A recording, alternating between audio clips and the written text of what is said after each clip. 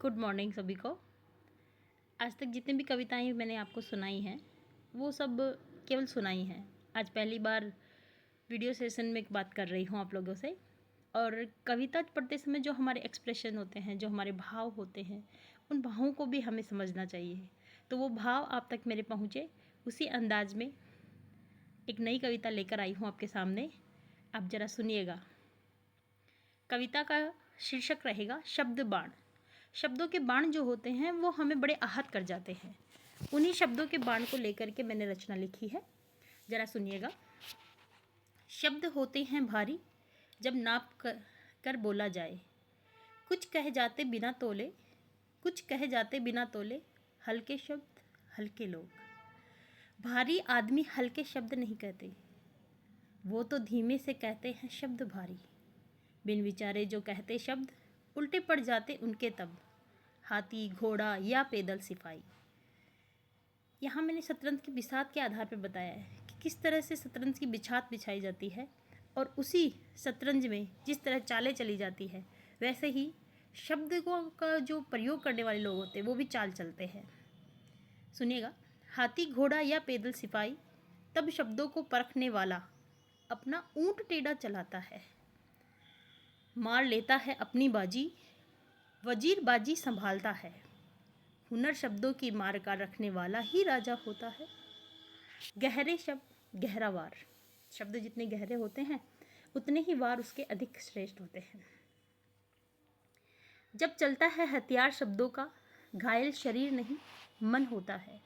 वार शब्दों का भीतर तक चुभ जाता है, घाव तेज शब्दों का रिश्तों को लाल कर देता है। घाव से अधिकतर रक्त बहता है, लेकिन जो शब्दों के घाव होते हैं वो रिश्तों में लाल रक्त बहाते हैं। रक्त की वह धारा जो शब्दों के बाण से बही है, आजीवन बूंद बूंद रिश्ती है। जाल शब्दों का शब्द ही बनाते हैं, पीड़ा ये शब्दों की अपने ही दे जाते हैं।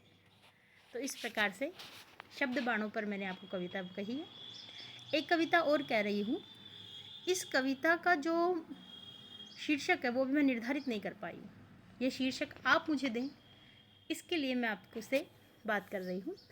और जो कविता की शैली रही है, या मैं ये कहूँ रचना प्रक्रिया जो रही है, वो ऐसी मेरी मानसिकता के समय रही है जब मैंने सड़क के किनारे छोटे स्कर्ट्स या मिनी टॉपर में पहने हुए किन्हीं लड़कियों को देखा और उन लड़कियों को देखकर मेरे मन में जो भाव उत्पन्न हुए वो भाव मैं यहाँ बता रही हूँ आपको। कहीं ना कहीं एक काला धंधा होता है जो लड़कियों के लिए बड़ा ही नुकसानदायक होता है। कभी कभी उस काले धंधे में लड़कियां स्वेच्छा से या कभी कभी किसी जोर ज़बरदस्ती या आर्थिक स्थिति के कारण चली जाती हैं। इस काले धंधे को हम अधिकतर वेश्यालय कहते हैं या कॉल गर्ल्स के नाम से लेते हैं। तो उन्हीं लड़कियों को आधार बनाकर मैंने ये कविता लिखी है। हो सकता है शायद सब्जेक्ट जो है, इसका विषय जो है वो बड़ा संवेदनशील हो, क्योंकि ये विषय ऐसा है जिस पर अधिकांशतः बात नहीं की जाती है। इसी विषय को लेकर के कुछ भाव जो मेरे मन में उत्पन्न हुए, जो उद्गार मेरे बने, वो मैं आपके सामने प्रस्तुत कर रही हूँ। आप मुझे बताइएगा ज़रूर कि इन भावों से क्या मैं आपके मनों तक पहुँच पाई हूँ, या जिस पीड़ा को मैंने देखा या जिस एहसास को मैंने महसूस किया है वो आप तक भी महसूस होता है या नहीं। मुझे ज़रूर बताइएगा। संशोधन मेरी कविताओं में होता रहेगा। जब भी मुझे लगेगा कि आवश्यकता है अब संशोधन की, तो शब्दों का आगे पीछे होना या नए उसमें पंक्तियाँ जुड़ जाना, ये सब चलता रहेगा। लेकिन पहले प्रयास जो मैं कर रही हूँ वो आप तक पहुँचे, बस यही चाहती हूँ। सुधार तो निरंतर लिखते रहने से हो ही जाता है। शीर्षक आप तय करेंगे कविता का। कविता पाठ शुरू करती हूँ। अंधेरी रात की कहानी थी, सखी ने सहेली के कानों में सुनाई। बात मन की मन तक रही, खबर अखबारों की बन निकलती, पर जुबा से बात निकले तो सही, जुबा से बात निकले तो सही। वो बाज आसमान का, मैं तोता पिंजरे की, चालबाज लपकता खाने को, गुलाम चाहता आज़ादी को, उड़ने को पंख फड़फड़ाती रही, बंद पिंजरे से पंछी निकले तो सही। जब तक पिंजरा खोला नहीं जाएगा तब तक पंछी उड़ कैसे पाएगा। और पंछी को अगर उड़ना है, ऊंचे आसमान की सैर करनी है, तो उसे इस गुलामी से आज़ादी लेनी होगी। अब इस गुलामी में क्या क्या गुलामियाँ शामिल हो सकती है इस औरत की ज़िंदगी में, वो आप तय करिए। बुलाया गया था आमंत्रण से। आमंत्रण होता है जब हम किसी व्यक्ति को अपने ही स्थान पर रहते हुए बुलाते हैं किसी और माध्यम से, और निमंत्रण होता है कि किसी व्यक्ति को बुलाने के लिए हम स्वयं उसके सामने प्रस्तुत होकर के उसके हाथों में निमंत्रण देते हैं कि आप यहाँ आइए, मुझसे मिलिए। आमंत्रण अपने ही स्थान पर रह कर के बुलाना, निमंत्रण उसके स्थान पर जा कर के बुलाना। कोठे से नुक्कड़ और फिर सड़क के छोर तक। फिर से कहती हूँ, पैरा पूरा फिर से कहती हूँ। बुलाया गया था आमंत्रण से, आया भी था निमंत्रण से। कोठे से नुक्कड़ और फिर सड़क के छोर तक, रोज लगाते सफ़ेद पोशों के दामों से। सफ़ेद पोश दाम लगाते हैं ना, नीलामी जैसे होती है, उसी तरह रोज लगाते सफ़ेद पोशों के दामों से। शराफत का सेठ कोई निकले तो सही। बिकते महंगे हैं कच्ची कली के फूल। बिकते महंगे हैं कच्ची कली के फूल। रौंदे जाते हैं फिर समझ जूती की धूल। सौदे खरे रेड लाइट के भी होते हैं। मार दिए जाते हैं नए अंकुर। ये अंकुर कौन से हैं? ये नई पीढ़ी जो शुरू होने की कोशिश करती है और उसे दबा दिया जाता है, उसे मार दिया जाता है, कुचल दिया जाता है। उसी आधार पर लिखती हूँ।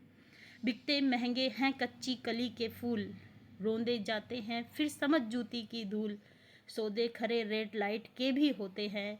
मार दिए जाते हैं नए अंकुर। किरण नई सुबह की निकले तो सही। किरण नई सुबह की निकले तो सही। मरी आत्मा का रक्त होठों की लाली।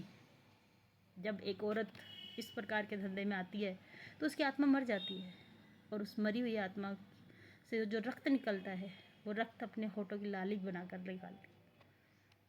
पंक्ति को फिर से सुनिएगा और मेरे भाव को समझने का प्रयास कीजिएगा। मरी आत्मा का रक्त होठों की लाली। मेहंदी हर रात नए दूल्हे वाली। हर रात नया दूल्हा मिलता उसे। मेहंदी हर रात नए दूल्हे वाली। काली रातों का काजल निराला। शरीर श्रृंगार की आग से जला। दाह पीड़ा से आह निकले तो सही।